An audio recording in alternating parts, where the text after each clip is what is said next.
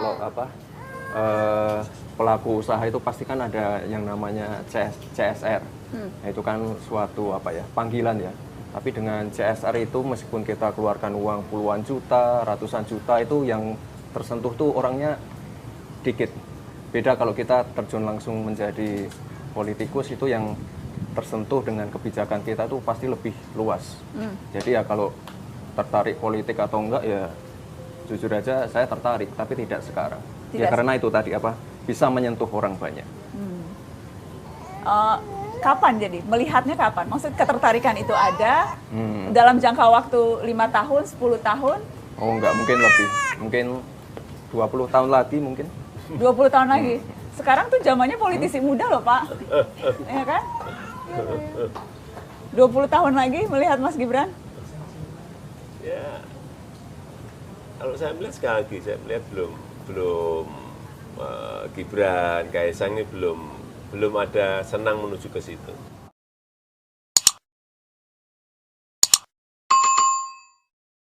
Ketika Jokowi terlena oleh kekuasaan dan ambisi, masyarakat harus mengingatkan Presiden Joko Widodo agar demokrasi di negeri ini tidak mengalami kemunduran. Jika sudah duduk lupa berdiri, sebuah jargon yang digunakan sebuah perusahaan furnitur puluhan tahun silam, sepertinya cocok dengan kondisi saat ini. Ketika seorang penguasa terlena dengan jabatannya hingga lupa berdiri. Pemberian rekomendasi dari PDI Perjuangan kepada Gibran Rakabuming Raka untuk maju dalam Pilkada Solo 2020 saja sudah menunjukkan sinyal kuat pada upaya politik dinasti. Dugaan ini makin kuat ketika Presiden Joko Widodo yang adalah ayah dari Gibran diketahui menawarkan jabatan kepada Ahmad Purnomo yang menjadi pesaing kuat anaknya di Pilkada Solo untuk mundur dari kontestasi. Kekuasaan memang sudah melenakan orang. Dulu bangga menyatakan anak dan keluarganya tidak tertarik dengan kekuasaan. Namun, setelah angin berganti dan ambisi mencuat, justru kekuasaan negara yang ada di tangan berusaha dimanfaatkan untuk menyukseskan ambisi keluarga sendiri. Begitulah kritik pengamat politik Ahmad Khairul Umam kepada kantor berita politik Ermo. Hal ini juga berpotensi kontraproduktif terhadap persepsi publik pada Presiden Jokowi, baik anak dan menantunya menang atau kalah pada Pilkada 9 Desember mendatang. Dan tetap ini menjadi presiden yang tidak sehat bagi demokrasi. Dan seharusnya Presiden paham dan memberikan pemahaman kepada keluarganya untuk menahan diri. Lebih patut mereka berkompetisi setelah Jokowi purna tugas dari kekuasaan tertinggi sebagai presiden negeri ini. Jadi watak Jokowi yang dilihat masyarakat selama ini sepertinya berubah drastis.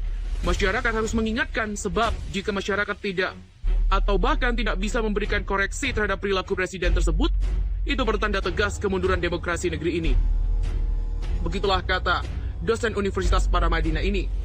Jika cara-cara yang melanggar etika ini dianggap bisa dilakukan oleh seorang presiden, maka siapa yang bisa menjamin bahwa lembaga dan institusi negara yang punya kekuatan solid dan masif di bawah kendali presiden mampu bersikap netral dan independen pada kompetisi pilkada mendatang? Melihat tren perilaku tersebut, dan masih kata Umam, maka potensi pembajakan dan penyalahgunaan kewenangan lembaga negara untuk kepentingan politik praktis keluarga penguasa berpeluang besar terjadi di masa depan. Atau sebaliknya, jika penyalahgunaan kewenangan lembaga negara tidak terjadi, akumulasi kekuatan modal dari elemen oligarki tetap berpotensi besar terkumpul ke titik yang sama. Panggil saingan Gibran ke istana, Jokowi dinilai salah gunakan kekuasaan. Langkah Presiden Joko Widodo yang memanfaatkan kekuasaan dengan menawarkan jabatan kepada Ahmad Purnomo sebagai kompensasi penyuksesan ambisi politik putranya, Gibran Rakabuming Raka dinilai sebagai pelanggaran etika. Wakil Wali Kota Surakarta Ahmad Purnomo yang juga calon wali kota yang merekomendasinya dialihkan ke putra Presiden mengaku bahwa dirinya dipanggil ke Istana Presiden untuk membicarakan urusan pilkada dan politik lokal Surakarta. Bahkan Purnomo mengaku dirinya ditawari jabatan oleh Presiden sebagai kompensasi atas perubahan arah rekomendasi partainya PDIP kepada putra Presiden Gibran Rakabuming Raka. Pengamat politik Universitas Paramadina Jakarta Ahmad Khairul Umam mengatakan, cara-cara seperti itu cenderung mengarah pada penyalahgunaan kekuasaan atau abuse of power yang berbasis nepotisme atau kepentingan sanak famili mereka yang sedang berkuasa. Melakukan deal-deal politik praktis di istana untuk kepentingan anaknya dalam kapasitasnya sebagai kepala negara dan kepala pemerintahan, jelas tidak patut dilakukan seorang presiden. Begitulah kata Khairul Umam. Tawaran jabatan itu menurut Khairul Umam mengandung makna bahwa Presiden berusaha memanfaatkan kekuasaan yang dimilikinya untuk memperlancar kepentingan pribadi anak dan juga keluarganya.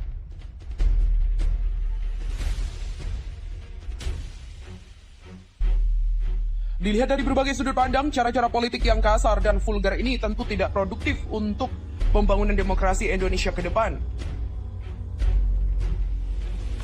Dikatakan Khairul Umam, yang juga Managing Director Paramadina Public Policy Institute atau PPPI. Kekuasaan memang sudah melenakan orang. Dulu bangga menyatakan anak dan keluarganya tidak tertarik dengan kekuasaan. Namun setelah angin berganti dan ambisi mencuat, justru kekuasaan negara yang ada di tangan berusaha dimanfaatkan untuk menyukseskan ambisi keluarga sendiri. Hal semacam ini, kata Khairul Umam, berpotensi kontraproduktif terhadap persepsi publik pada Presiden Jokowi. Baik anak dan juga menantunya menang atau kalah pada Pilkada 9 Desember mendatang tetap menjadi presiden yang tidak sehat bagi demokrasi. Umam mengatakan seharusnya Presiden paham dan memberikan pemahaman kepada keluarganya untuk menahan diri.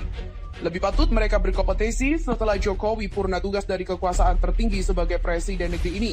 Jadi, watak Jokowi yang dilihat masyarakat selama ini sepertinya berubah drastis. Sebab jika masyarakat tidak atau bahkan tidak bisa memberikan koreksi terhadap sikap Presiden tersebut, hal itu pertanda tegas kemunduran demokrasi ini.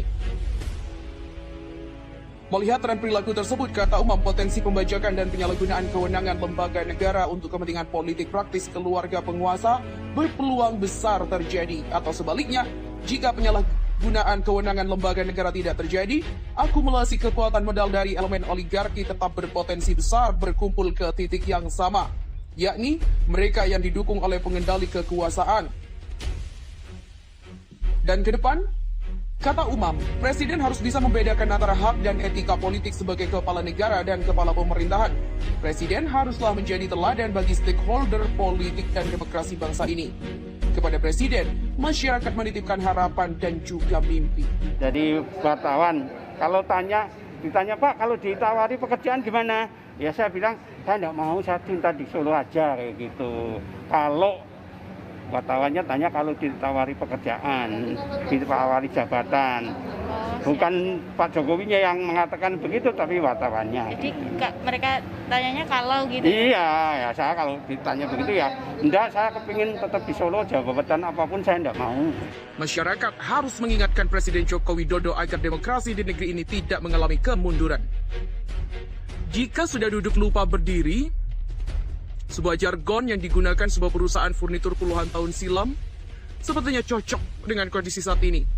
Ketika seorang penguasa terlena dengan jabatannya hingga lupa berdiri. Pemberian rekomendasi dari PDI Perjuangan kepada Gibran Raka Buming Raka untuk maju dalam Pilkada Solo 2020 saja sudah menunjukkan sinyal kuat pada upaya politik dinasti. Dugaan ini makin kuat ketika Presiden Joko Widodo yang adalah ayah dari Gibran diketahui menawarkan jabatan kepada Ahmad Purnomo yang menjadi pesaing kuat anaknya di Pilkada Solo untuk mundur dari kontestasi. Kekuasaan memang sudah melenakan orang. Dulu bangga menyatakan anak dan keluarganya tidak tertarik dengan kekuasaan. Namun, setelah angin berganti dan ambisi mencuat, justru kekuasaan negara yang ada di tangan berusaha dimanfaatkan untuk menyukseskan ambisi keluarga sendiri. Begitulah kritik pengamat politik Ahmad Khairul Umam kepada kantor berita politik Elmo. Hal ini juga berpotensi kontraproduktif terhadap persepsi publik pada Presiden Jokowi, baik anak dan menantunya menang atau kalah pada Pilkada 9 Desember mendatang. Dan tetap ini menjadi presiden yang tidak sehat bagi demokrasi. Dan seharusnya Presiden paham dan memberikan pemahaman kepada keluarganya untuk menahan diri. Lebih patut mereka berkompetisi setelah Jokowi purna tugas dari kekuasaan tertinggi sebagai presiden negeri ini. Jadi watak Jokowi yang dilihat masyarakat selama ini sepertinya berubah drastis. Masyarakat harus mengingatkan sebab jika masyarakat tidak atau bahkan tidak bisa memberikan koreksi terhadap perilaku presiden tersebut, itu bertanda tegas kemunduran demokrasi negeri ini. Begitulah kata dosen Universitas Paramadina ini. Jika cara-cara yang melanggar etika ini dianggap bisa dilakukan oleh seorang presiden, maka siapa yang bisa menjamin bahwa lembaga dan institusi negara yang punya kekuatan solid dan masif di bawah kendali presiden mampu bersikap netral dan independen pada kompetisi pilkada mendatang? Melihat tren perilaku tersebut, dan masih kata Umam, maka potensi pembajakan dan penyalahgunaan kewenangan lembaga negara untuk kepentingan politik praktis keluarga penguasa berpeluang besar terjadi di masa depan. Atau sebaliknya, Jika penyalahgunaan kewenangan lembaga negara tidak terjadi, akumulasi kekuatan modal dari elemen oligarki tetap berpotensi besar terkumpul ke titik yang sama.